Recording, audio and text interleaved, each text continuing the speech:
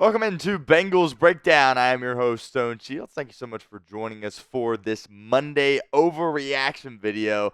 Trying to put the pieces together after Cincinnati suffered yet another defeat, moving to 1-4 on the season, losing a shootout at home to the Baltimore Ravens by a score of 41-38. So we're going to go through 5 overreactions here on today's show, and I'm going to tell you guys whether or not I believe them to truly be an overreaction or if I believe they're not an overreaction at all. So that's what's coming up on today's show. But before we get into that, make sure you guys give me a follow over on Twitter, X, whatever you want to call it, at StoneShields_.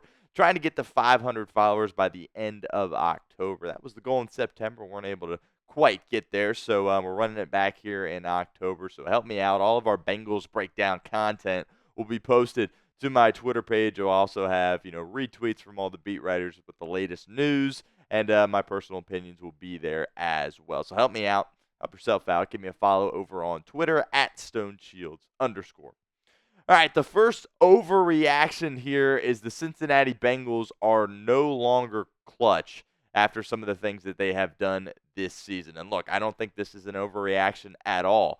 This is what's made this team so good in recent years, is their ability to get better as the game goes on and execute in crunch time. And they have not been able to do that this year. You think about that opener against the Patriots. Played bad all game, but had an opportunity to go the length of the field. Obviously needed a touchdown to win the game.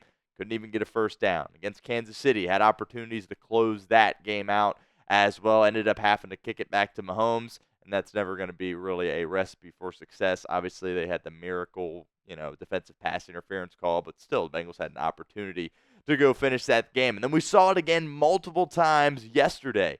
You go down there on that final, well, not the final drive, but the drive where Joe Burrow threw an interception with about 3 minutes left. That was an opportunity to go end the game in crunch time. Bengals weren't able to execute. Then they get another opportunity. Their defense holds, forces a field goal, and they have 3 timeouts in a minute and a half, and all they need to do is get into Evan McPherson field goal range. And once again, they go 3 and out. So right now, this is not a clutch football team, and hopefully we can see this team get back to the way they once were. But it's not a clutch football team. They do not play well in winning moments. Paul Dehner Jr. alluded to that yesterday. They do not make they make losing plays in winning moments, essentially, towards the end of the game. And despite how good the offense has looked, at the end of the game, they have not been able to deliver for Cincinnati so far. So that leads us to the pinned comment of today's video. Do you trust Joe Burrow late in the game? Leading up to this year, it was a 100% absolutely, and I still do. I like how Zac Taylor rode with him, allowed him to, live or die with him. He throws the pick, and it ends up not working out. I still trust Burrow, but let me know in the comments section, do you trust Joe Burrow late in the game? Type Y for yes or N for no. If that ad comes here on YouTube, that's totally fine. Take advantage of it. Get down in the comments section and let us know what you think.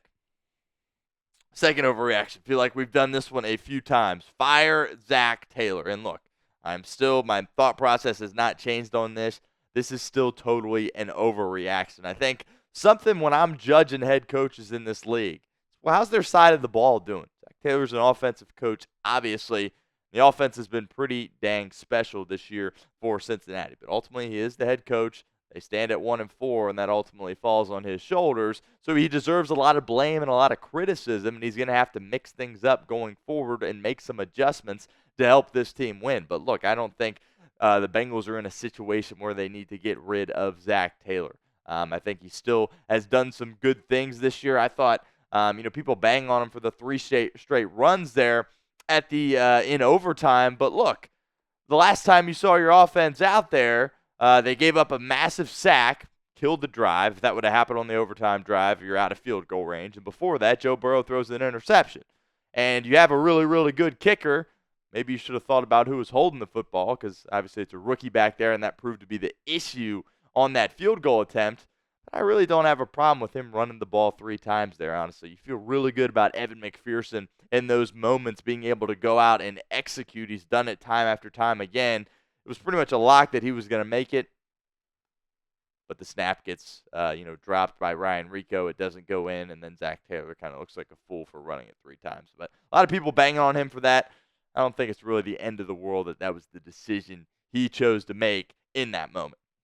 We'll continue here with our overreactions here in a moment. But first, I want to give a shout out to our friends over at Game Time. Game Time has a new feature called Game Time Picks that makes getting tickets to see your favorite teams play live even easier. Game Time Picks filters out the fluff to show you only incredible deals on great seats so you don't have to waste time searching through thousands of tickets. Game Time Picks is the easiest way to find and buy tickets to live events. If you want to go on the road next week, see the New York Giants take on the Cincinnati Bengals, you can do that, or you want to wait a couple of weeks and see the Bengals come home and play the Philadelphia Eagles. Regardless, head on over to Game Time and get the best deals possible. My two favorite features on Game Time are the seat views. Get a panoramic view from your seat in the app before you buy. Also, the all-in pricing. Toggling this feature up front allows you to see your total up front so you don't get hit with any of those surprise fees at checkout. So take the guesswork out of buying tickets with Game Time. Download the Game Time app, create an account, and use code CHATSPORTS for $20 off your first purchase. Terms apply. Again, create an account and redeem code CHATSPORTS for $20 off. Download Game Time today. What time is it? It's game time. And that link will be in the comments and the description of today's video. All right, third overreaction here. The Bengals are not a championship team. Look, this is not an overreaction at all. This is kind of what stood out the most about Joe Burrow's press conference the other day. He was asked about, being a championship team and, losing these games, being 1-4. And he said, well, let me be very clear here. We are not a championship team right now. Obviously, that's what we aspire to be. That's what we're hoping to be moving forward. But right now, this is not a championship team, and he is totally correct. Look, in order to be a championship team, kind of ties back into our first overreaction, you got to make winning plays in winning moments. Bengals have done that in the past, and they're not doing that this year. You think about times in the past where all these games in the NFL are close, right? But it always seemed like the Bengals made plays at the end, made smart decisions at the end that were able to propel them over the top and win these close games. Look, they're not getting blown out, right? I think they've lost these games by like a combined total of 15 points or something like that. They really are hanging around, losing one-possession games, but they're just not quite doing enough at the end of the game. We're seeing moments in the second half where they're really strong. Past 2 weeks, they've done the whole sandwich thing, right? They score going into halftime, and then they defer at the start of the game, and then they get that ball in the second half, and they go back-to-back and score touchdowns. We've seen that the past 2 weeks, and that should be a really big recipe for success for this football team. But as it gets later in the game, they stop playing really good football, and I'm not exactly sure why. I don't think people want to bang on the play calling, but again, Zac Taylor allowed Joe Burrow to be aggressive there, and it ends up throwing a pick there. And as far as the route and, whatever Jamar said, he kind of ran a crappy route or what have you. I don't know if he's just kind of taking some blame for that, but Marlon Humphrey made an unbelievable play. Felt like he was just trying to force it a little bit too much there to Jamar Chase. But regardless, this team is not a championship team right now, and they're going to have to go on a run if they're ever going to get back to that championship level status. Make sure you guys are subscribed to our channel here at Bengals Breakdown. We will have all the latest Bengals news and rumors, nearly daily videos for you guys, and it's absolutely 100% free. So don't miss out on any of that. Hit that sub button right now. That's youtube.com/BengalsTV. All right, next overreaction here is the front office kind of sold this offseason and didn't put the right pieces in the right spots for this football team. And look, I don't think that's an overreaction either. Duke Tobin, since he's obviously been here for a really long time, and I really like Duke Tobin and the things that he's done. But you see a lot of youth on that football field, particularly on the defensive side of the ball. And, they're playing like guys that don't have a ton of experience. And you start to wonder, maybe did they miss on some draft picks as well? We finally saw Myles Murphy back. He was able to get some pressure on Lamar Jackson, but he just does not look quick enough to be an edge rusher in this league right now. But again, coming off an injury, maybe he can get his stuff together and propel himself to come back.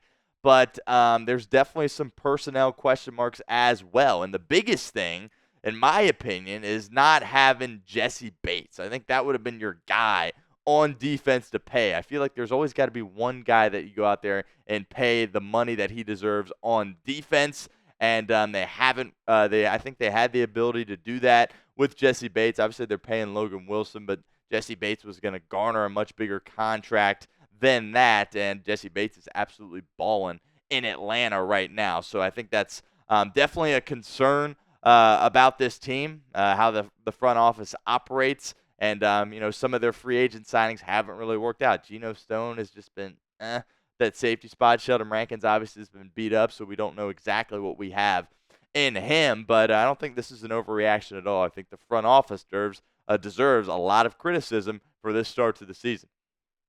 So grade the Cincinnati Bengals front office this offseason. Duke Tobin and his team. Let us know in the comments section, A, B, C, D, or F. Right now, this is looking like a C to me.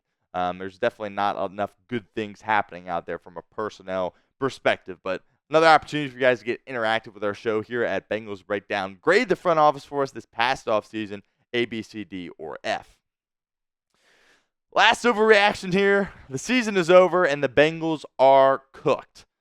I'm not done quite yet. I'm not giving up on this unit quite yet. I'm going to say this is an overreaction. And the biggest reason as to why was, number one, you got Joe Burrow. Joe Burrow's playing at an elite level, and that offense is playing at an elite level. You've got Jamar Chase and T. Higgins out there. You have a chance. And that's something, I guess, could still be a very fun year for Cincinnati. Like, obviously, the Bengals lost this game, but that game was awesome. 41-38, back and forth, points everywhere, chucking the ball around. It was great. So I think we're in store for some exciting football the rest of the way. Now, whether or not it's winning football, that remains to be seen, obviously. But I also think the Bengals have a really favorable schedule. Remember, this is a fourth-place schedule that the Bengals are dealing with coming off of last year. And these opponents that they have coming up are going to give them opportunities to get some victories. Going on the road, Sunday Night Football against the Giants. That's a game they should win. Giants had a really big win yesterday against the Seahawks. But primetime game, the Bengals typically play well there. Obviously, the defense didn't play well last time they were on primetime. It's a game you expect to win. Browns stink right now. Now, the Bengals always have fits with Cleveland, so we'll see. But it's a favorable matchup going against them. Philadelphia, not really, as good as maybe people thought. And Raiders are, obviously the Raiders. So they can go on a run at some point. These are just the next 4 games. They have plenty of favorable matchups to come. And, I'm still not quitting on this football team just yet. They have too much talent, particularly on the offensive side of the ball. They have one of the best quarterbacks in the game, so that always gives you a chance. So saying that the Bengals are cooked, this is an overreaction for me 100%. I'm still holding on to a little bit of hope that they can make a run, something they've certainly have done in the past.